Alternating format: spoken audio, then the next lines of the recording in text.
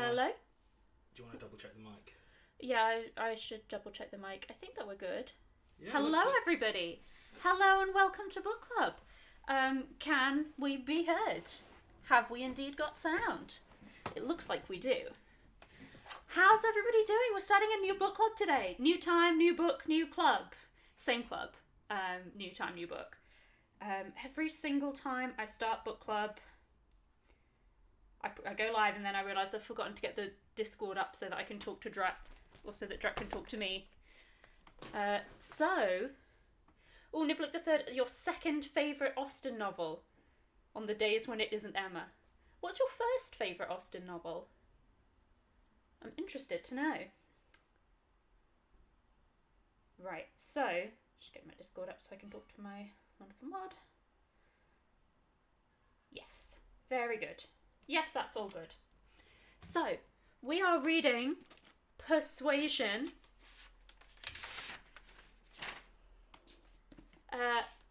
Yes, that is the version with the quotation on it.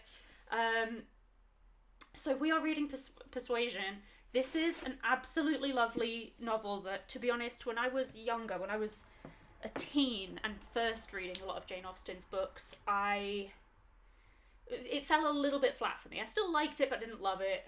And the older I've got, the more I love this book. And I think for many people of my age, which is 33 or older, it has quite a special place. Like a lot of people who read Jane Austen later in life, this one's their favourite, I think. So we're going to read it, and I hope to convey how fun, like, what a great book it is, how fun it is, how, like, meaningful it is. I'm gonna level with you, chat. It is a slow start.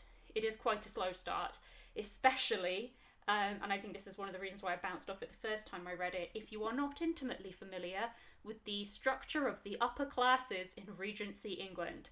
So we are going to be spending most of today, we're probably just going to get through the first chapter, possibly the second, probably the first, and we're going to be just going through, like, what does this mean? What does this mean? What does that mean? But that is going to set the stage very well, and I'm hoping that when we are like paying attention to that, like when I'm explaining that you're going to get the, like, sharp character observations that are actually there in this book. Like, for people who were reading this as contemporaries, we're going to be spending a lot of time with Sir Walter Elliot, and he is very sharply drawn. So, here we go. Niblick the Third has subscribed for 33 months. Amazing, and thank you very much. So, what a gorgeous illustration in my folio edition. I was given this folio edition by my brother-in-law David for Christmas, and it is perfect, I think. The one problem with the folio editions is that they don't have notes, or I think their introductions aren't as good as some of the others. So I actually also have my Penguin Classics version, which is what I'm reading ahead with, because these have got lovely introductions and I think great notes. But the problem with these is I bought the full set because I wanted, like, a beautiful full set, but see this gorgeous, like, feather stuff? Comes right off. Like, wears off quite a lot, but these folio editions are gorgeous. So I've got my beautiful edition for reading and my beautiful edition for pre-reading. So we will be starting with Persuasion. Again, this is a 3-volume or a 2-volume novel. I think it's a 3-volume novel, and we are going to be starting with Volume 1, Chapter 1. Oh, I feel like I should make some sort of a pronouncement.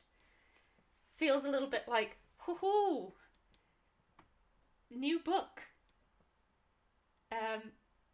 Oh, yes, okay, so one thing that I will say about this book going forward is that I think this is one of the ones that we know, or rather we can see how personal it is. We know from Jane Austen's letters and what happened in her family, like, we know that there are things that come up in this book that are very, very personal to her. So, for instance, Jane Austen accepted a proposal at one point that she then changed her mind about. She then withdrew from very shortly afterwards when she was younger. And then, perhaps more notably, later in life, so her niece, Francesca, was proposed to by this young man who didn't have a lot of money but had like some prospects. So it was basically going to be like, I don't know when I'll be able to support you as my wife, but when I can, will you marry me? And Francesca basically accepted, and one of the reasons that she accepted, or at least in a letter to Jane Austen, her aunt, one of the reasons that she said that she had accepted was because she knew how much Jane Austen thought highly of the guy. And she was like, you think he's great, so okay. And Jane Austen was kind of like, oh no, what have I done? I've accidentally persuaded her to get involved in this long engagement, which she didn't think was a very good idea. Jane Austen didn't actually think it was a good idea for these people to be engaged. It seems that Francesca certainly had feelings for the man, but Jane Austen didn't think that those feelings were strong enough to stick out a long engagement, basically. And so she thought that by the time it came to it, it would be like they'd be getting married, but Francesca wouldn't be really into the guy anymore enough to marry him. So she then persuaded Francesca not to marry the guy. And there's a lot of it, like, obviously the book is called Persuasion. Like, a lot of the theme of this book is kind of older people persuading younger people about what to do, or like people with power persuading other people what to do. Right. Oh, I've got some tea. Thank you very much. What kind of tea do I have today? So say again? What kind of tea is this? French Earl Grey. French Earl Grey. I love French Earl Grey. Thank you. So,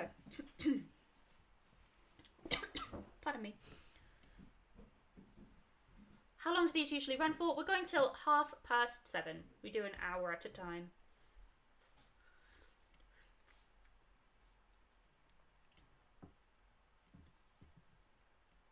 Viola Katzen, no spoilers, but there's some romance, some money troubles.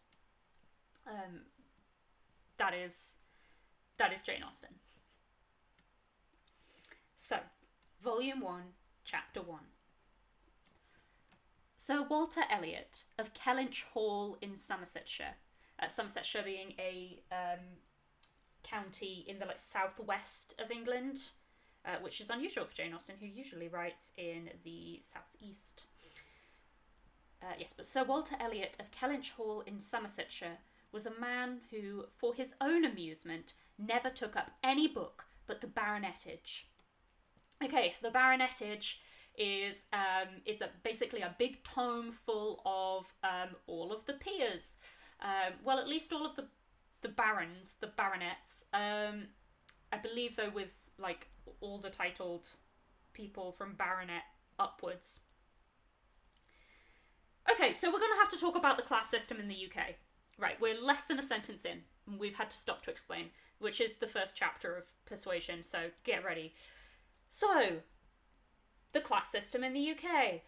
There have been landed gentry and aristocracy for a very long time, and Jane Austen usually writes about the landed gentry, who are, like, of the time, the upper middle classes to the middle classes, and that their class situation is more about their social standing and how they get their money than it is about how much money they have. So there's also, like, a separate middle class that's wealthy but has to work for their money, for instance. So this one is this is our first book club foray into the upper crust, but it really is the least crusty of the upper crust. So they are kind of the lowest you can get while also being, like, titled. So, okay, I'm trying to explain this in a way that makes sense to people who are from countries where you don't have an aristocracy still going on. Maybe you never even had one. So you've got the royal family, and then you've got the people who the royal family have throughout the centuries and millennia gone, hey, you're chill, you've paid me a lot of money, or you've helped me out in this war, you get Kent. It's yours. Or some smaller amount of Kent. And this goes down from the royal family. Then you've got the dukes. Now these people are usually like related to the royal family. So like if you're a relative of the royal family but you're not like a prince or a princess or something, you're probably a duke. Also sometimes prince and princesses are also dukes and duchesses. Oh my god, it's so complicated and so stupid. And then you've got oh my goodness, I don't actually know. Okay, I do an MA in history, but my stuff is the middle and working classes. I do not understand the aristocracy. So let me see if I can remember. I believe it is Duke, Viscount, Lord, we have no Count, Baronet. Johnny, do you understand the class structure? Oh, Earl, I think, comes between Lord and... But do you know what? Why didn't I just Google this before the thing? Aristocracy ranks UK. Duke, Marquess, Earl, Viscount, Baron. Okay. Okay. Earl is the one that I keep thinking is called a lord. And then I get confused by the addition of an earl. And I'd completely forgotten about Marquess, which is not really a very big thing. So, yeah, Kate B, Marquis, like, Marquis of Queensberry, that's like the same as a Marquess. They're the same. The French word is Marquis. Like, Comte is the word for, well, we would call Viscount. So, this is important for this book because if you are a Viscount or above, then you get a, or well, not anymore, but in the olden days, when we're talking about in Regency era and up until ridiculously recently, if you were a Viscount or above, you automatically got a seat in Parliament. You automatically got a seat in the House of Lords. So we have the House of Commons, you're elected into it, anyone can theoretically be in it as long as they get elected, and the House of Lords, you don't get elected. Back in the day, you used to just, it was hereditary titles. Then we started phasing in non-hereditary titles where you'd have to get, like, nominated by the Prime Minister. And now we've completely phased out hereditary titles. Or at least no one new is getting in because they're born to it. So back in the day that we're talking about, if you are a Viscount or above, then you are afforded an awful lot of social capital. Like, you have a lot of if it seems bad, you've got it. You get, if you're like, this can't be right, this makes no sense, who would run a country like this, then yes, you've got it, that's it. So if you are in the peerage, if you have a title that was bestowed upon you by the crown or bestowed upon one of your ancestors by the crown, then you have a lot of social capital. So people in your area and around the country will respect you. Your family has been at some point gifted, / maybe you paid for it, like, you know, under the table, but gifted an extensive and valuable amount of land that other people will work for you. You know, like, they can live on their land if you get to keep half of what they grow, or they pay you rent to work on your land or something. Like, you own the land. Like, so much of the country's total wealth in the UK comes from the, like, tiny amount of people that owned land charging through the nose for the use of that land. So you get access to that. You get access to the social capital and the, like, graces and the networking that gives you. You also, if you are above a viscount, so an earl, a marquess, a duke, or a viscount, you are given a seat in Parliament. So if you are a baronet, if you have a baronetcy, then you are going to be... so viscount or above are like Lord such and such. They sit in the House of Lords. Baronets are Sir first name. So this is like... Oh, and knights also are Sir first name, but you have... Like, it's not... No, they're for some reason, like, they don't count. Because I guess you have to earn it. I don't know. Yeah, we can't dive into the evolution of feudalism. We can't get too much into the history of the class system. But you do need to know what a baronet is. So a baronet is like basically...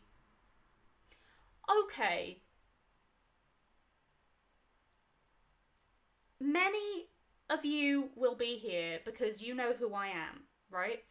But you know who I am from like my work.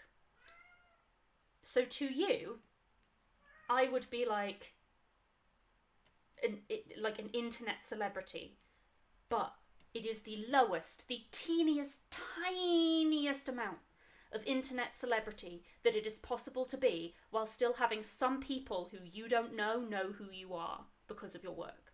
Does that make sense? Hello, little boy.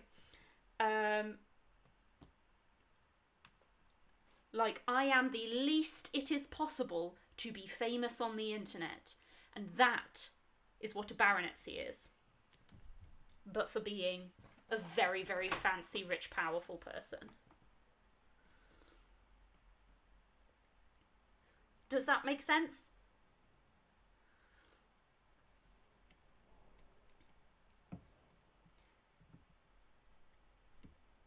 So, yeah, imagine that it's like that kind of thing, but some people who have, say, 10,000 Twitter followers and a very small Twitch channel might be like, hey, you know, they'd go to some sort of big influencer thing and be like, yeah, I'm important. Like, you should give me sponsorships. You should give me all the free stuff. But they're not at the level where they'd actually get the free stuff. But then they might have a bit of a chip on their shoulder about it. I think I've lost the analogy. Anyway, we've been here for 20 minutes and I've just been rambling about the fucking I'm not allowed to swear on here. And I've been rambling about the aristocracy. The main point is that Sir Walter Elliot of Kellynch Hall in Somersetshire is the least it's possible to be an aristocrat. I shall start again. It's Persuasion, Volume 1, Chapter 1. Sir Walter Elliot of Kellynch Hall in Somersetshire was a man who, for his own amusement, never took up any book but the baronetage. The baronetage being a list by Debrett's, who's like the etiquette people, that was published of all the families that had baronetcies and their kind of family trees and histories. There he found occupation for an idle hour and consolation in a distressed one. There his faculties were roused into admiration and respect by contemplating the limited remnant of the earliest patents. The earliest patents being the people who were first given baronetcies. And that was by James I, who basically, so that would have been in the early 17th century. He basically just sold them. He sold titles and big patches of land for money so that he could go and invade Ireland and just oppress people there. So that's how the aristocracy works in the UK. So the limited remnant of the earliest patents, those are the earliest patents, basically. Those were the first baronets. There, any unwelcome sensations arising from domestic affairs changed naturally into pity and contempt, as he turned over the almost endless creations of the last century, So basically, what he's saying here is he is pitying and being contemptful about the people, like the families who have only got their baronetcies in the last 100 years. And there was like a bit of a boom in the 18th century of new titles being created. So he's basically like looking down on those people because there were a very few at first in like the early 17th century. We find out later that he got his like 50 years after that, and then in the next like 100 years there were loads. And so basically anybody whose family has been given this title after his, he's like, new baronets. Also, we've got this lovely little thing where Jane Austen is saying he's like someone who never took up any book apart from this for his own amusement, basically like he hates to read, and she is absolutely just telling us that as a sick burn on Sir Walter Elliot, which she just likes to slip in the first line.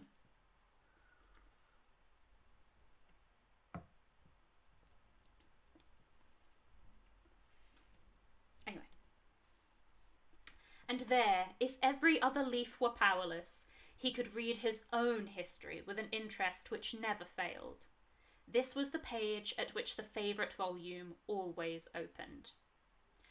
Eliot of Kellynch Hall. Walter Elliot, born March the 1st, 1760, married July 15th, 1784.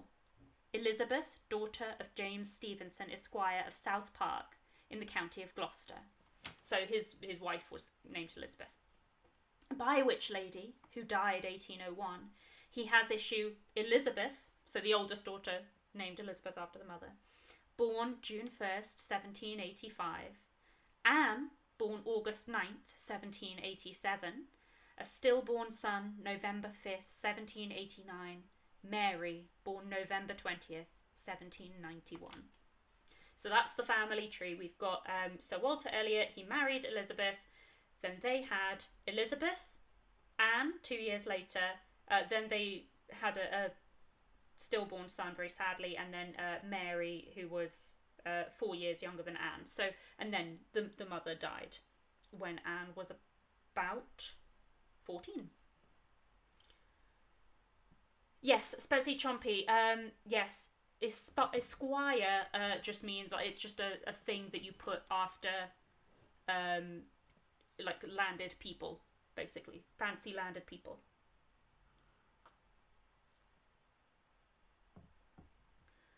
Precisely such had the paragraph originally stood from the printer's hands, but Sir Walter had improved it by adding, for the information of himself and his family, these words after the date of Mary's birth: married December 16th, 1810, Charles, son and heir of Charles Musgrove, Esquire, of Uppercross in the county of Somerset. So we know that the younger daughter has been married already to a landed gentry. They don't have a title here. We're not like son and heir of Sir Charles Musgrove, but Esquire means that they've got land, so they're definitely a member of the gentry. And they also live in Somerset, so they're like, she's married a rich guy close by, basically.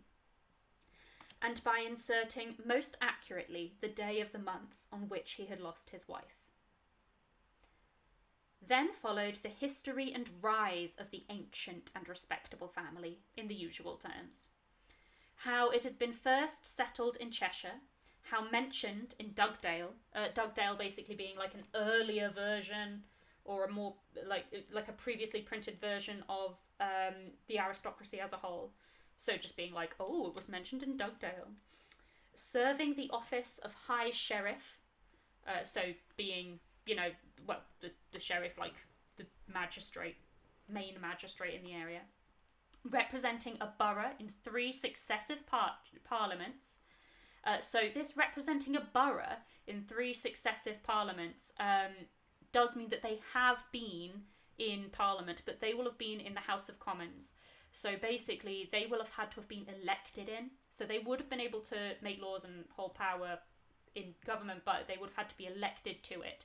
However, this borough is something like nowadays we call it a constituency. A borough was kind of like the older version of it when basically only the very richest people could vote. Only like wealthy landowners would be able to vote. So basically at that point, if you are like the most prominent wealthy landowning person in the area, yeah, you're like, yeah, technically you have to be voted in, but yeah, you're probably getting in unless someone of an equal stature decides to stand against you, in which case it can be pretty heated.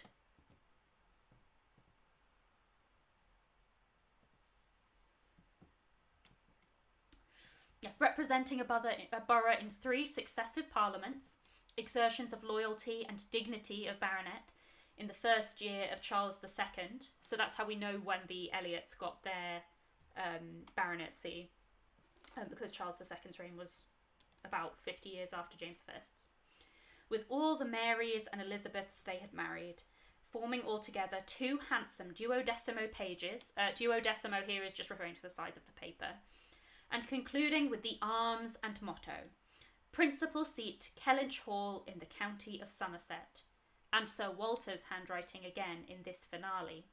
Heir presumptive, so the heir, William Walter Elliot Esquire, great-grandson of the second Sir Walter.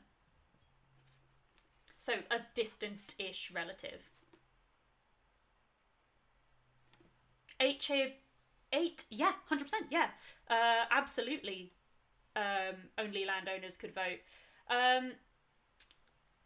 Landowners usually wealthy but not a given. I believe that there was once an income threshold as well.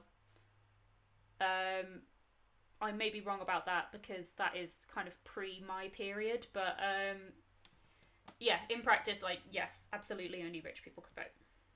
Because it was considered that, like, if you didn't have a stake in the land, then you didn't have a stake in the society. It's, yeah. No, the heir presumptive is the person who is going to inherit it. So it is another guy named William, well, his name is William Walter. So it's another guy with the family name Walter, but that's his middle name.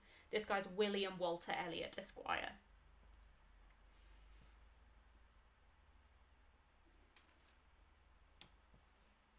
Oh, right, yes. It is 7, so I should mention. Yeah, Bookworm on a String. Yeah, absolutely right. Yes. I can't remember the date it changed for sure either, but yes, you did have to own land to vote until very recently. You know, on a grand scale, not like last year, but yes, within the last like 100 years.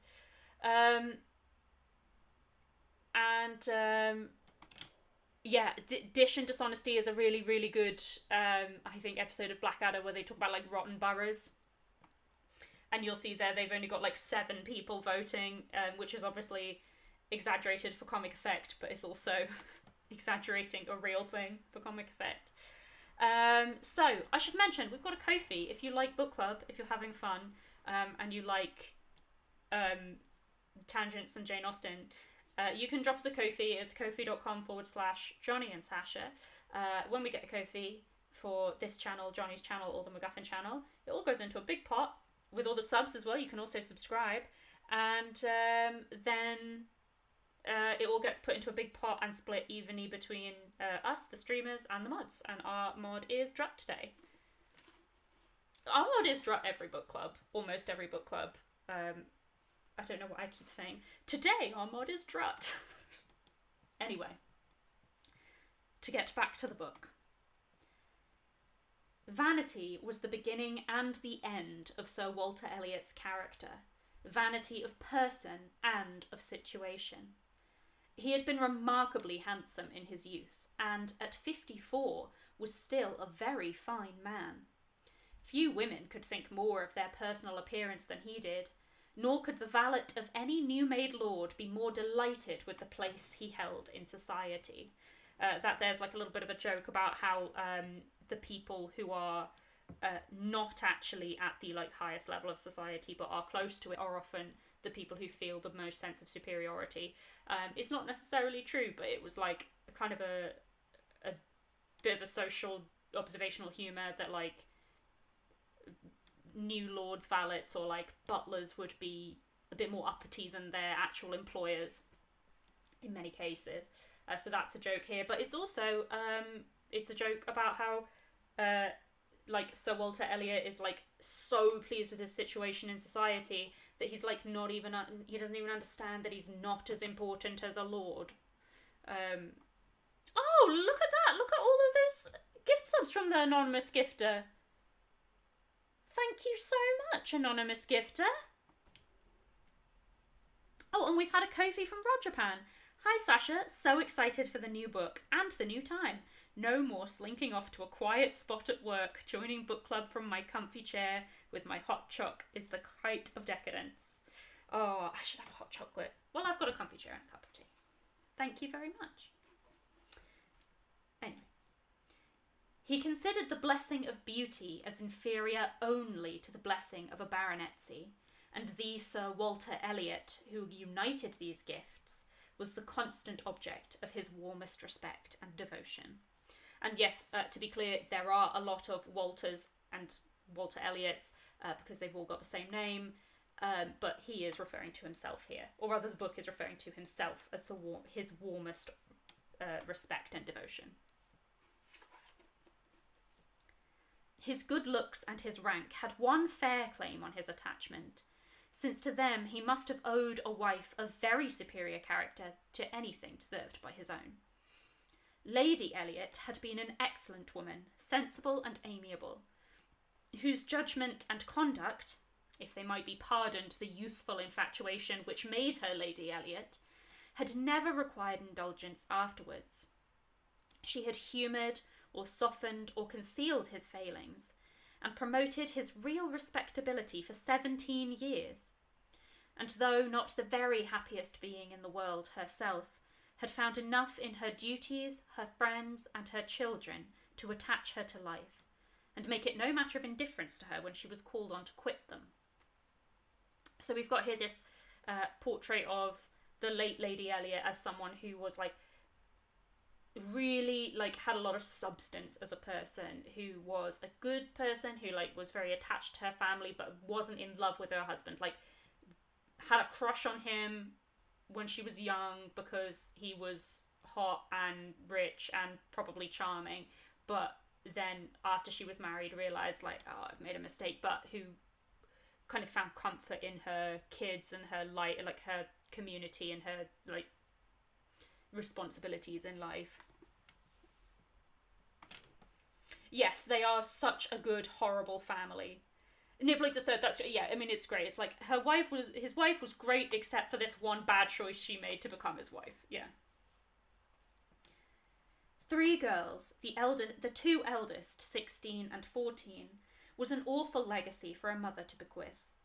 An awful charge, rather, to confide to the authority and guidance of a conceited, silly father.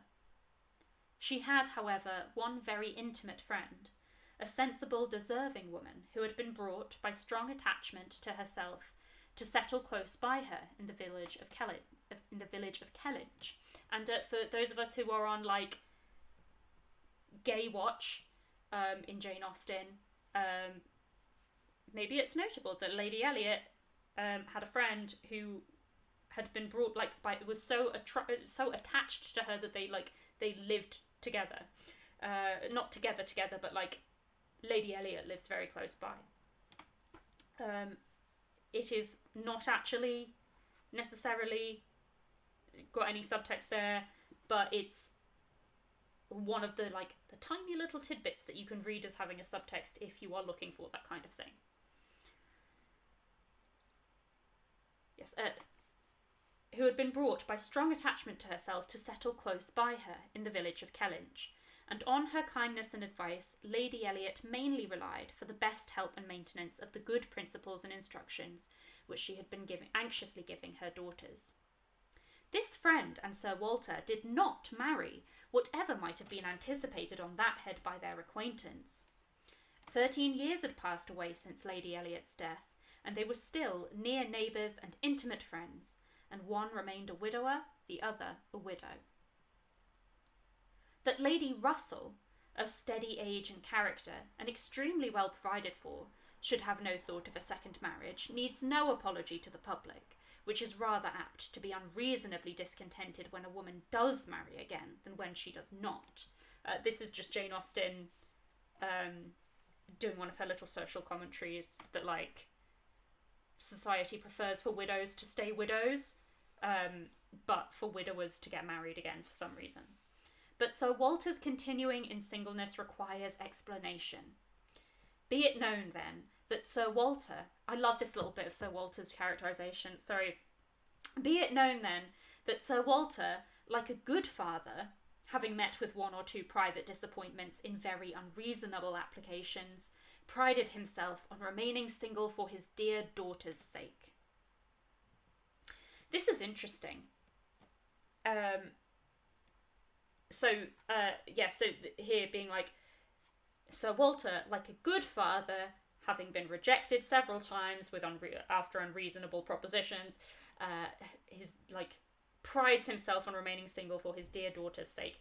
Now, my folio edition has got it daughters plural apostrophe. The Penguin edition, which goes by the first edition text, and therefore sometimes has slight inaccuracy, like misspellings or something like that, has it daughter apostrophe S. And I actually think that is correct, because we are about to see that Sir Walter really cares about one of his daughters a lot more than he cares about the other two. So I think this was KB. So yeah, we're seeing a few people in the chat says daughters apostrophe, a few people says daughter apostrophe S, and I think that the actual intentional way is daughter apostrophe S for this reason. For one daughter, his eldest, he would really have given up anything, which he had not been very much tempted to do. Elizabeth had succeeded at 16 to all that was possible of her mother's rights and consequence, and being very handsome and very like himself, her influence had always been great, and they had gone on together most happily. So she is just 100% the favourite daughter, because she's beautiful, and he thinks that beautiful people are better, and also because she is just so similar to him. His two other children were of very inferior value. Mary had acquired a little artificial importance by becoming Mrs. Charles Musgrove, but Anne, with an elegance of mind and sweetness of character which must have placed her high with any people of real understanding, was nobody with either father or sister. Her word had no weight, her convenience was always to give way. She was only Anne. To Lady Russell, indeed, she was a most dear and highly valued goddaughter, favourite and friend. Lady Russell loved them all, but it was only in Anne that she could fancy the mother to revive again. A few years before, Anne Elliot had been a very pretty girl, but her bloom had vanished early, and as even in its height her father had found little to admire in her, so totally different were her delicate features and mild dark eyes from his own, there could be nothing in them now that she was faded and thin to excite his esteem. He had never indulged much hope, he had now none, of ever reading her name in any other page of his favourite work. So basically, he never had much hope, and now he had no hope of her ever marrying someone with a title. All equality of alliance must rest with Elizabeth, for Mary had merely connected herself with an old country family of respectability and large fortune.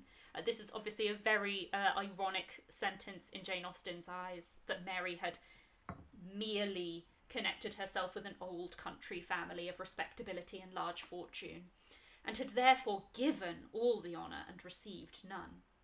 Elizabeth would, one day or other, marry suitably. And it's Anne with an E, not like the show Anne with an E, but yes, it's A-N-N-E. So it is worth pointing out here that Anne is 27, Elizabeth is 29. So Elizabeth, who Sir Walter Elliot believes would one day or other marry suitably, as in marry someone with a title, is at this point already really, really a lot like out of the ideal age range for a bride at this point. Obviously, when wealthy men are marrying, they are looking for somebody who will give them a lot of heirs. Like, they want a lot of children, so they are looking for somebody with at least 10 years of high fertility still to go. And bearing in mind this was 1815, fertility treatments were not that great. So if you are pushing 30, then you certainly are not expected to have 10 years of fertility, 10 years of like high fertility still ahead of you, and therefore like it is a little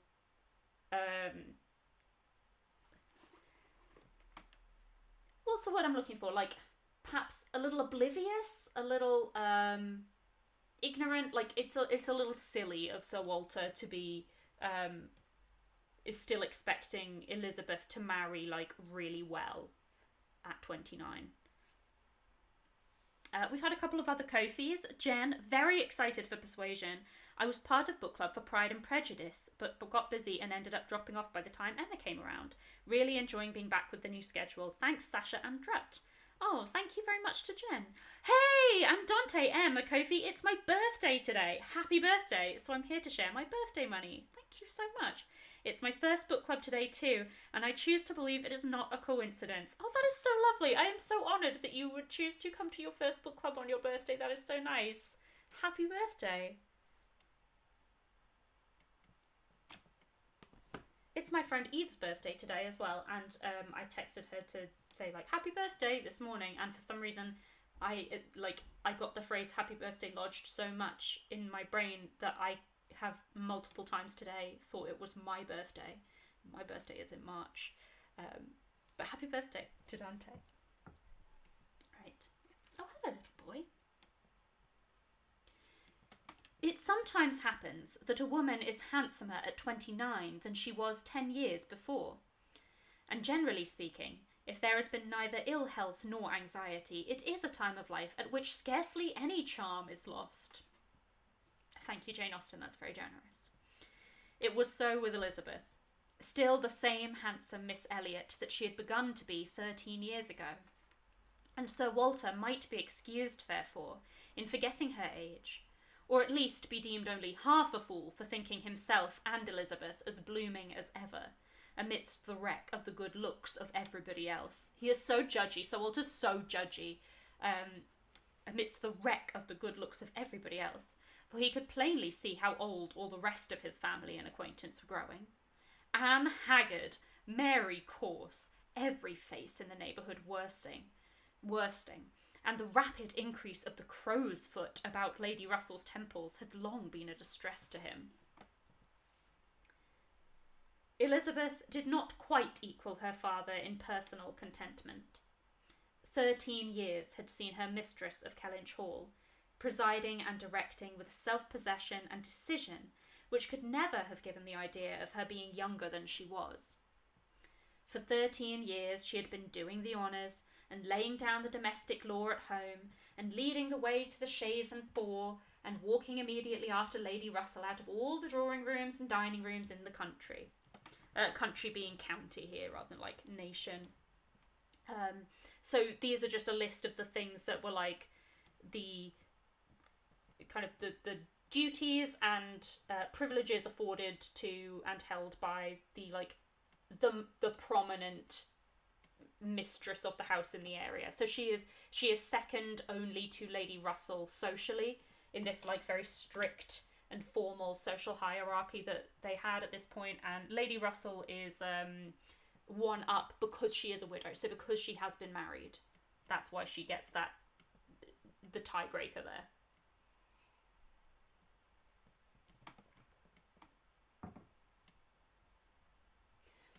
"13 winters, revolving frosts, had seen her opening every ball of credit which a scanty neighbourhood afforded, and 13 springs shone their blossoms as she travelled up to London with her father for a few weeks' annual enjoyment of the great world.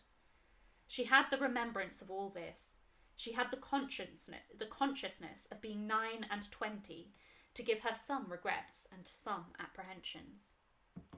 She was fully satisfied of being still quite as handsome as ever, but she felt her approach to the years of danger, and would have rejoiced to be certain of being properly solicited by baronet blood within the next 12 months or so. Then might she again take up the book of books with as much enjoyment as in her early youth. The book of books here obviously usually refers to the Bible, but it is here referring to the baronetcy, the baronetage, the list of fancy people. And it's obviously an ironic use of the term.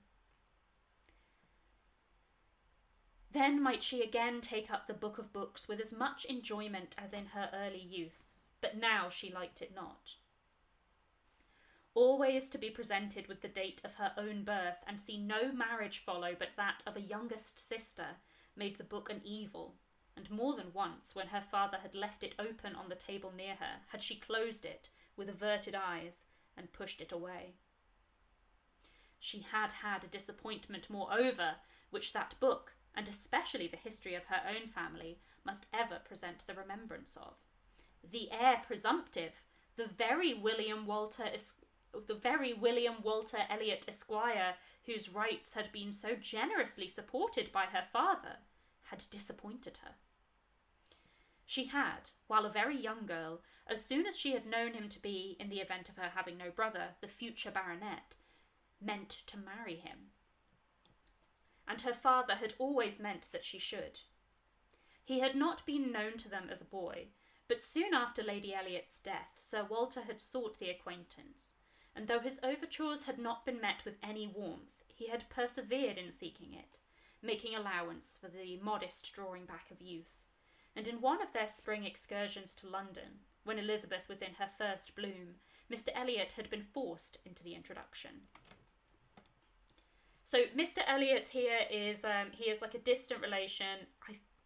I get very mixed up with like which one's cousin first removed and which one's second cousin and all that, but I believe that he is Sir Walter's either cousin first removed or second cousin, which would make him but I need to learn the precise ways that distant relations are related.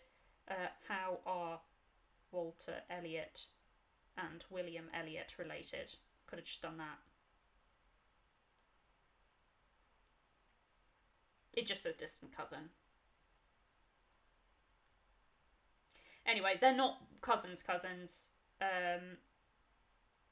so maybe we don't actually know. Okay, second cousin is parent's cousin, and first cousin once removed is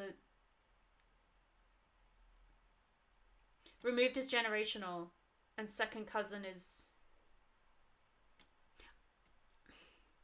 I'm doing a master's degree, and I don't understand this.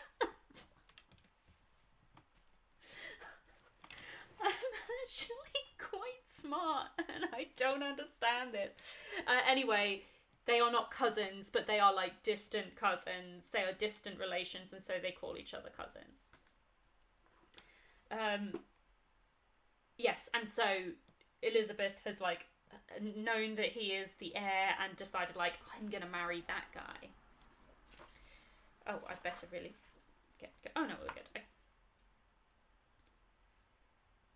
And then they didn't know each other, and then Sir Walter has been like, I'm going to be nice and do this man a favour by making him an acquaintance of mine. And then he's tried to make an acquaintance of him, and the young man has been like, no thanks, and then eventually has been like forced into an introduction, like hasn't been able to avoid him anymore. He was at that time a very young man, just engaged in the study of the law, and Elizabeth found him extremely agreeable, and every plan in his favour was confirmed. He was invited to Kellynch Hall, he was talked of and expected all the rest of the year, but he never came. The following spring he was seen again in town, found equally agreeable, again encouraged, invited and expected, and again he did not come. And the next tidings were that he was married. Instead of pushing his fortune in the line marked out for the heir of the House of Elliot, he had purchased independence by uniting himself to a rich woman of inferior birth. Again, this is all ironic from Jane Austen's point of view, as she is pointing out how much these people are judging him for stuff. Sir Walter had resented it. As the head of the house, he felt that he ought to have been consulted, especially after taking the young man so publicly by the hand. For they must have been seen together, he observed, once at Tattersall's and twice in the lobby of the House of Commons. Tattersall's is like a horse racing place. So, these are places where you go to see and be seen, and also to the House of Commons you go to, sit in Parliament and that. But he will have, brought Walter Elliot will have brought Mr. Elliot there to be like, and now, my young patron, you'll see how fancy I am. Not young patron, you get it. His disapprobation was expressed, but apparently very little regarded. Mr. Elliot had attempted no apology, and shown himself as unsolicitous of being longer noticed by the family, as Sir Walter considered him unworthy of it. All acquaintance between them had ceased. This very awkward history of Mr. Elliot was still, after an interval of several years, felt with anger by Elizabeth, who had liked the man for himself, and still more for being her father's heir, and whose strong family pride could see only in him a proper match for Sir Walter Elliot's eldest daughter. There was not a baronet from A to Z whom her feelings could have so willingly acknowledged as an equal. Yet so miserably had he conducted himself, that though she was at this present time, the summer of 1814, wearing black ribbons for his wife, which is the socially approved sign of mourning for a distant relative. So we hear that his relative has died. His wife has recently died because she's wearing black ribbons. She could not admit him to be worth thinking of again. The disgrace of his first marriage might, perhaps, as there was no reason to suppose it perpetuated by offspring, have been got over. This is also an ironically mean thing to say. The disgrace of his first marriage might have been got over, since it hadn't been worsened by having kids. Had been got over had he not done worse. But he had, as by the customary intervention of kind friends they had been informed, spoken most disrespectfully of them all, most slightingly and contemptuously of the very blood he belonged to, and the honours which were hereafter to be his own. This could not be pardoned.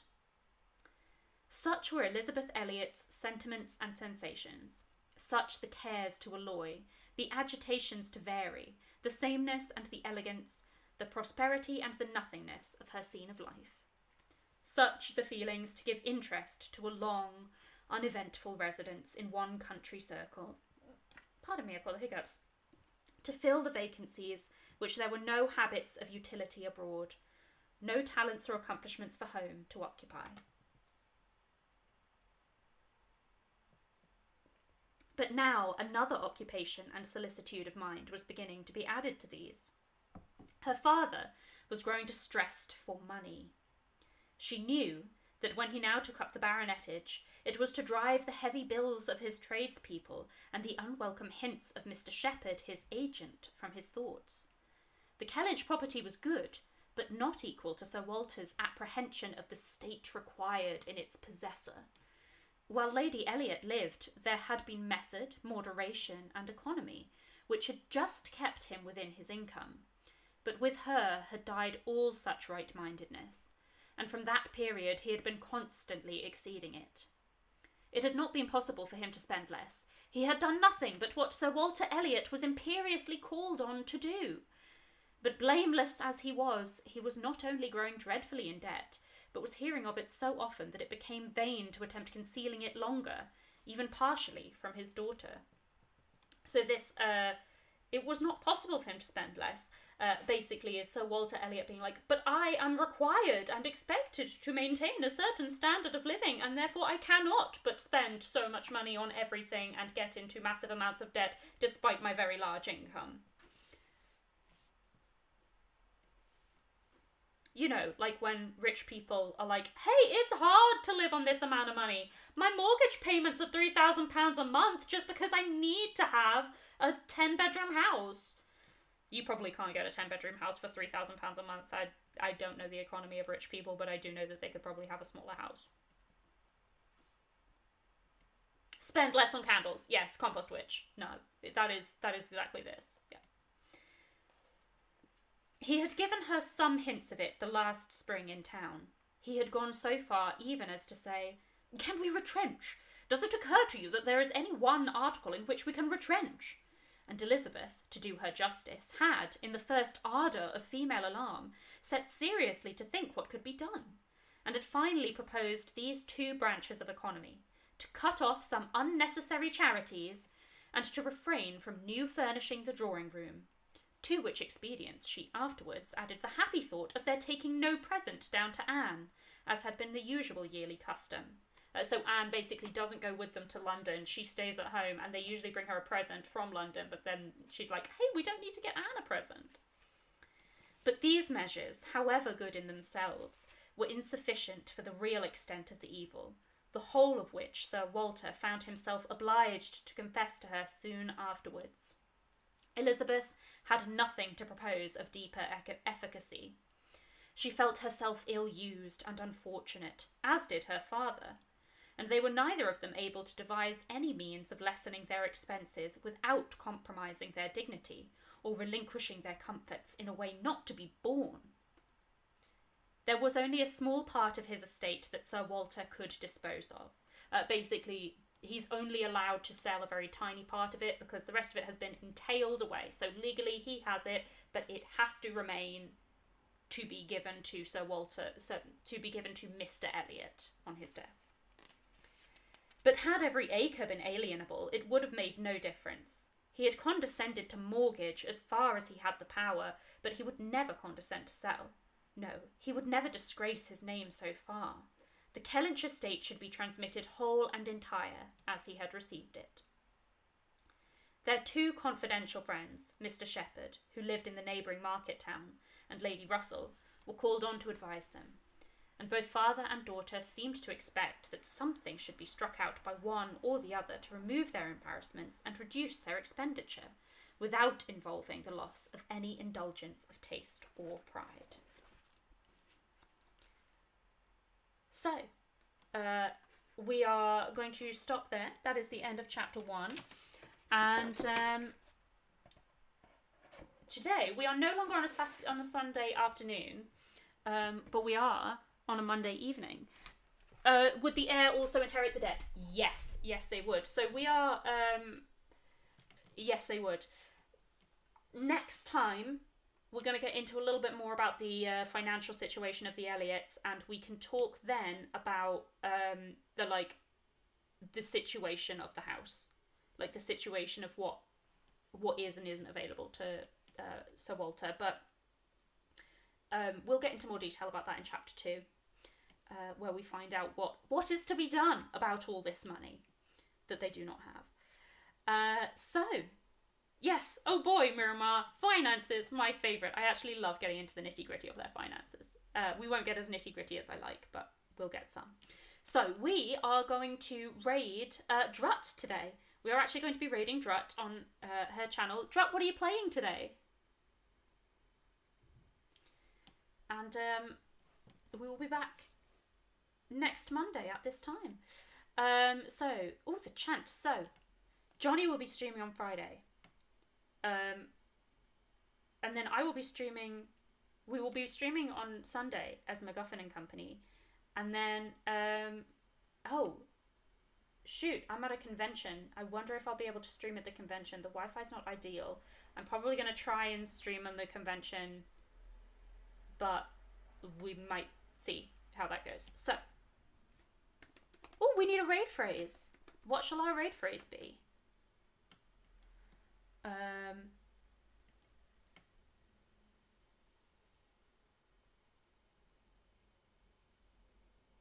What shall our raid phrase be? Oh my goodness. I mean, our raid phrase is just new book, new book. It's just, we're just chanting new book, new book.